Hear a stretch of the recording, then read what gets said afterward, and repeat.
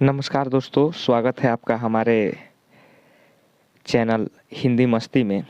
आज हम लोग पाठ योजना को बनाना सीखेंगे। जो हमारे बीएड में पाठ योजना बनती हैं उसके बारे में हम लोग जानेंगे।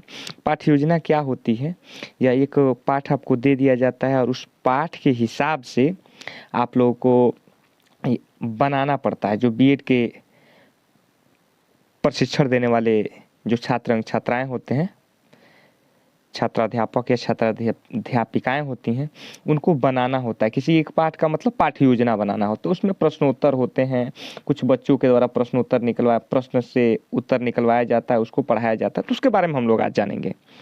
तो सबसे पहले उसका खांचा हम लोग देख लेते हैं कि खाका उसका कैसा होता है। सर्वप्रथम जो आप लोग देख रहे हैं कि पाठ योजना संख्या 1, जैसे हम शुरू किए हैं तो सबसे पहले पाठ योजना संख्या 1 यहाँ पे लिख लेंगे। अगर कॉपी पे आप लोग बना रहे हैं तो बोर्ड पे भी बताएंगे कि बोर्ड पे कैसे लिखा जाएगा, ठीक। उसके बाद से एक लाइन छोड़ करके विद्यालय का नाम, तो मेरे विद्यालय का नाम है श्री बब्बन सिंह इंटरमीडिएट कॉलेज, रतसिया, कोठी, देवरिया, उत्तर प्रदेश। इतना नाम लिख लिए, ठीक। जहाँ पे मतलब इस विद्यालय का नाम जहाँ पे आपको प्रशिक्षण कराना है, जहाँ पे आपका सेंटर मिला हुआ है जिसमें आपको प्रशिक्षण कराना है, जिसमें पढ़ाना है, उसका हम नाम लिख लिए हैं, ठीक। अब यहाँ पे एक खाना बनाएंगे। इसमें 5 कॉलम टाइप का बना देंगे। उसमें पहले में दिनांक, दूसरे में कक्षा, उसके बाद से विषय, आप उपविषय भी लिख सकते हैं, ये भी बताएंगे। और कालांश यानी घंटी, अवधि कितने समय का है। तो पहला दिनांक जो है तो 3 तारीख है, पहला महीना 2022, ठीक। अब कक्षा 6वीं का मुझे बनाना था तो कक्षा 6वीं लिख दिया। संस्कृत विषय का बनाना था, संस्कृत लिख दिया। अभी एक उप विषय मैं बता रहा था आपको, तो उप विषय में गद्य पढ़ा रहे हैं कि आप पद्य पढ़ा रहे हैं, वो हो जाता है। कालांश यानी कौन सा घंटी है आपका, तो घंटी मान लीजिए कि मेरा 5वां घंटी है तो इसमें 5वां भर देंगे, मैं भरा नहीं हूँ। और अवधि यानी समय, उस घंटी का समय कितना है, 45 मिनट है। अमूलतः 45 मिनट ही होता है, 45-35 जो भी हो। प्रकरण भारत वंदना पाठ का नाम है, ये प्रकरण में होगा। सामान्य उद्देश्य क्या होगा, पहला है बच्चों में संस्कृत विषय के प्रति रुचि जागृत करना, दूसरा है बच्चों को कल्पना शक्ति का अवसर प्रदान करना, तीसरा है बच्चों को धारा प्रवाह गति तथा शुद्ध उच्चारण के साथ पद्यम पढ़ना सिखाना, ठीक। और चौथा है बच्चों को संस्कृत पद्य के माध्यम से उनका मानसिक विकास करना। पांचवा है बच्चों को पद्य का रसास्वादन करवाना। सामान्य उद्देश्य हो गया। अब विशिष्ट उद्देश्य क्या होता है, ये विशिष्ट उद्देश्य है। इन श्लोकों से बच्चों के अंदर नई जागृति आएगी, बच्चे इससे क्या सीखेंगे इस मतलब पाठ के माध्यम से यह। और दूसरा है बच्चों के अंदर देश प्रेम की भावना का विकास होगा। तीसरा है बच्चे वातावरण के साथ साथ प्रकृति से सीखने का अवसर प्रदान करेंगे। अब शिक्षण विधि, कौन सी विधि आप इस्तेमाल करेंगे, हम भी इस्तेमाल करेंगे प्रश्नोत्तर विधि और व्याख्यान विधि। और सहायक सामग्री का मतलब कौन कौन सी सामग्री प्रयोग करेंगे, जैसे कक्षा उपयोगी वस्तुएं हमने लिखा है, उसमें चाक हो सकता है, डस्टर हो सकता है, लपेट श्यामपट होता है, अन्य मतलब टीएलएम हो सकता है। उसके बाद से हम हेडिंग देंगे पूर्व ज्ञान का। बच्चे प्रकृति से पूर्व परिचित हैं तथा वातावरण के बारे में सामान्य जानकारी रखते हैं, जो बात हम पढ़ाना चाहते। अब यहाँ से हम बच्चों से प्रश्न करेंगे। प्रस्तावना कौशल मतलब इसे कहा जाता है। क्रम संख्या लिख दिए हैं 1 2 3, मतलब ये जो प्रश्न है यह 3 से ज़्यादा ना हो। कभी कभी लोग 5-7 कर देते हैं तो गलत है। एक में छात्राध्यापक कथन या छात्राध्यापिका कथन, छात्र कथन। पहला हम प्रश्न ले रहे हैं, यह किसका चित्र है। किसी चित्र को मान लीजिए हम लिए हैं, उसको दिखाते हुए बोल रहे हैं, तो बच्चे कहेंगे पेड़ का, ठीक। हम दूसरा देखिए पेड़ का, तो यहाँ से पेड़ से ही हम शुरू करेंगे। पेड़ कहाँ उगता है, ठीक, समझ में आ रहा है। बच्चे बोलेंगे धरती पर, ठीक। अब तीसरा देखिए, धरती से फिर शुरू कर रहे हैं। धरती को संस्कृत में क्या कहते हैं। अब बच्चा नहीं जानता है तो समस्यात्मक हो जाएगा, बच्चा मौन हो जाएगा यहाँ पर, ठीक। तो ये हो गया प्रस्तावना कौशल मेरा निकल गया। अब जब समस्यात्मक यहाँ पर हो जाएगा तब हम बच्चों से कहेंगे उद्देश्य कथन कि बच्चों आज हम लोग भारत वंदना नामक पाठ का रसास्वादन करेंगे, जिसके रचयिता पंडित वासुदेव द्विवेदी शास्त्री जी हैं।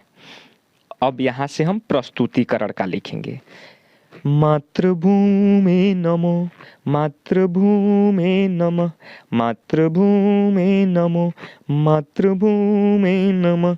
तौ गिरिभ्यो नमस्ते नदीभ्यो नमः, तौ वनेभ्यो नमः, जनपदेभ्यो नमः, तौ कणेभ्यो नमस्ते अणुभ्यो नमः।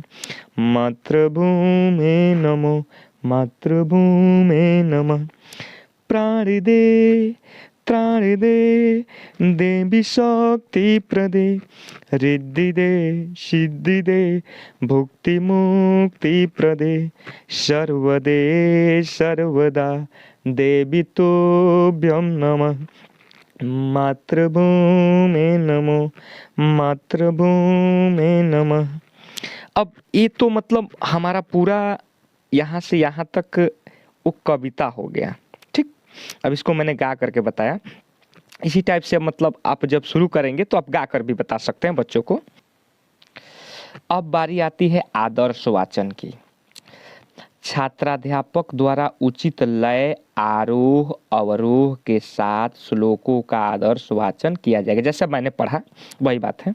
अब अनुकरण वाचन की बारी आती है। श्लोकों का अनुकरण वाचन कतिपय छात्रों द्वारा कराया जाएगा। यानी देखते हैं ना कि जब सर जी लोग हम लोग को भी पढ़ाते थे तो किसी किसी को उठा करके कहते थे तुम पढ़ो बेटा तुम पढ़ो, वैसे ही हम लोग को भी करना है, आप लोग को भी करना है। उसके बाद से हम किताब उठाएंगे और जो ये एक तरफ बोर्ड पे शब्द और एक तरफ अर्थ लिख देंगे। तो उसका जितने मतलब शब्द अर्थ हैं उनको पहले लिख लेंगे। अब मैं बताऊंगा कि क्यों इसको लिखेंगे, इसके लिखने का मतलब रीजन, समस्या क्या है। देखिए शब्द है और इधर अर्थ है। मातृभूमि यानी हे मातृभूमि, तम नमः नमः मतलब नमस्कार, तो मतलब तुम्हारे, गिरिभ्यो मतलब पर्वतों को, नदीभ्यो मतलब नदियों को, वनेभ्यो मतलब जंगलों को, जनपदेभ्यो मतलब जनपदों यानी प्रांतों को, कणेभ्यो मतलब कणों को, अणुभ्यो मतलब अणुओं को, प्राणदे मतलब प्राण देने वाली, त्राणदे मतलब रक्षा करने वाली, शक्ति प्रदे यानी शक्ति प्रदान करने वाली, रिद्धि दे यानी संपन्नता देने वाली, सिद्धि दे यानी पूर्णता देने वाली, भुक्ति मुक्ति प्रदे यानी भोग और मुक्ति को, मोक्ष को देने वाली, सर्वदे मतलब सब कुछ देने वाली, सर्वदा मतलब सदा, तुभ्यम मतलब तुमको। अब बारी आती है सस्वर वाचन का। कतिपय छात्रों द्वारा श्लोकों का सस्वर वाचन कराया जाएगा। एक साथ मतलब सभी बच्चे एक साथ मतलब कई बच्चों का को भी आप पढ़ा सकते हैं। सभी बच्चों को एक साथ मतलब जैसे दोहराने टाइप का नहीं होता, वैसे आप पढ़ा देंगे एक बार कि जैसे मजा आ जाए, काव्य में मजा आ जाए, ठीक। उसके बाद से फिर कॉलम बनाएंगे, एक छात्र कथन और एक छात्राध्यापक कथन या छात्राध्यापिका कथन। अब व्याख्या लिखेंगे, उसमें अन्वय लिख देंगे। अन्वय का अर्थ होता है व्याख्या। तो लिखेंगे मातृभूमि को नमस्कार है, मातृभूमि को नमस्कार है, तुम्हारे पर्वतों को नमस्कार है, तौ गिरिभ्यो नमस्ते, तौ नदीभ्यो नमस्ते, यानी वही बात, तुम्हारे पर्वतों को नमस्कार है, अर्थात इस भूमि पर जितने पर्वत हैं उन सभी पर्वतों को नमस्कार है, नदियों को नमस्कार है, ठीक। तुम्हारे वनों को नमस्कार है, जनपदों यानी प्रांतों को नमस्कार है, तुम्हारे कणों को नमस्कार है, तुम्हारे अणुओं को नमस्कार है, यानी तुम्हारे इस धरती में जितने मतलब मिट्टी के कण हैं उनको नमस्कार है। हे मातृभूमि तुमको नमस्कार है, मातृभूमि तुमको नमस्कार है। हे प्राण देने वाली यानी रक्षा करने वाली और शक्ति प्रदान करने वाली देवी, संपन्नता देने वाली, पूर्णता देने वाली, सिद्धि देने वाली, भोग और मुक्ति प्रदान करने वाली देवी तुमको क्या है, नमस्कार है। सदा तुम सभी कुछ देने वाली तुमको नमस्कार है। हे मातृभूमि तुमको नमस्कार है, मातृभूमि तुमको नमस्कार है। ये तो इसका व्याख्या हो गया जो पहले वाले का, ठीक। अब बोध प्रश्न बच्चों के द्वारा पूछेंगे हम बच्चों से कि बच्चों ने क्या सीखा। मतलब मैं जल्दी जल्दी बता रहा हूँ आपको, तो ऐसा नहीं पढ़ाना है, इतना जल्दी जल्दी आपको पढ़ाना नहीं है, जल्दी जल्दी बता रहे हैं हम, वीडियो लंबा हो जाएगा। पहले मान लीजिए पढ़ा लिए, उसके बाद से सर जी हम लोग से पूछा करते थे कि इस कोई जानता है कि नहीं जानता है, उसी टाइप से प्रश्न है। कभी किसको नमस्कार कर रहा है, तो बच्चे अपने आप से बताएंगे। ठीक, प्राण देने वाली कौन है? ठीक, और तीसरा प्रश्न ले लीजिए, रिद्धि का अर्थ बताइए। तो उसमें से चेक किया जाता है। अब हम निरीक्षण कार्य करेंगे। जैसे छात्राध्यापक छात्रों से श्यामपट्ट पर लिखी हुई बातों को अपने कॉपी में उतारने के लिए कहेंगे। जो श्यामपट्ट पर हमने लिखा था ना, शब्द अर्थ लिखा था, तो उसको उतारने के लिए आप कहेंगे, या जो चीज़ें लिखे होंगे पढ़ाते समय, जो चीज़ें आपको याद आ गया उसको श्यामपट्ट पर आप लिख दिए, उसको उतारने के लिए कॉपी में कहेंगे। साथ ही कक्षा में घूम घूम कर उनके कार्यों का निरीक्षण करेंगे, जांच करेंगे कि वो क्या किए हैं कि क्या नहीं किए। ठीक, उस समय आपको घूमने का भी अवसर मिलेगा उस 45 मिनट में।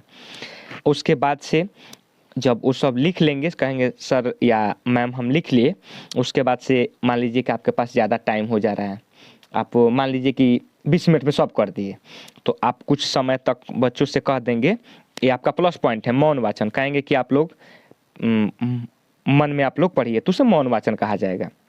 अगर मान लीजिए कि बच्चे चुप हैं, कोई आया आपके पास और बोल दिया कि कहें बच्चे चुप हैं पढ़ाते वक्त आपके, मतलब आप क्लास में हैं, तो कह देंगे कि मौन वाचन कर रहे हैं। ठीक, छात्राध्यापक छात्रों से, अब हमें ये बात ये नहीं है कि आप हमेशा पढ़ाई ही नहीं और उसके बाद से कह दी कि मौन रहेंगे, ऐसा नहीं, पढ़ा करके। छात्राध्यापक छात्रों से मौन रहकर वाचन करने को कहेंगे, मौन वाचन में। ठीक, उसके बाद से पुनरावृत्ति के प्रश्न, जो दोहराने वाले प्रश्न हैं, वो एक बार फिर पूछेंगे हम कि सर्वदा सब कुछ कौन देता है, तो बच्चे बताएंगे। हम लोग कहाँ रहते हैं। अब इन प्रश्नों को ऐसा सेलेक्ट नहीं करना है कि सिलेबस में ही ना हो, है ना, ऐसा सेलेक्ट करना है उस पाठ में हो और बच्चे आसानी से बता पाएँ। और अब उसके बाद से हम गृह कार्य देंगे, श्लोकों को याद करके आना है बच्चों। इस पाठ में जितने श्लोक आए हैं उनको आप लोगों को याद करके आना है। उसके बाद से हस्ताक्षर पर्यवेक्षक और हस्ताक्षर छात्राध्यापक। तो मैं यहाँ पर अपना हस्ताक्षर नहीं किया हूँ, उस समय आप लोगों को करना होगा। यहाँ पे जो आपके पर्यवेक्षक हैं, जांचकर्ता हैं, वे आएंगे और सिग्नेचर कर देंगे। ठीक, यह आपको वीडियो कैसा लगा कमेंट बॉक्स में ज़रूर बताएं। अगर यह वीडियो अच्छा लगा तो लाइक शेयर एंड कमेंट ज़रूर करें। धन्यवाद।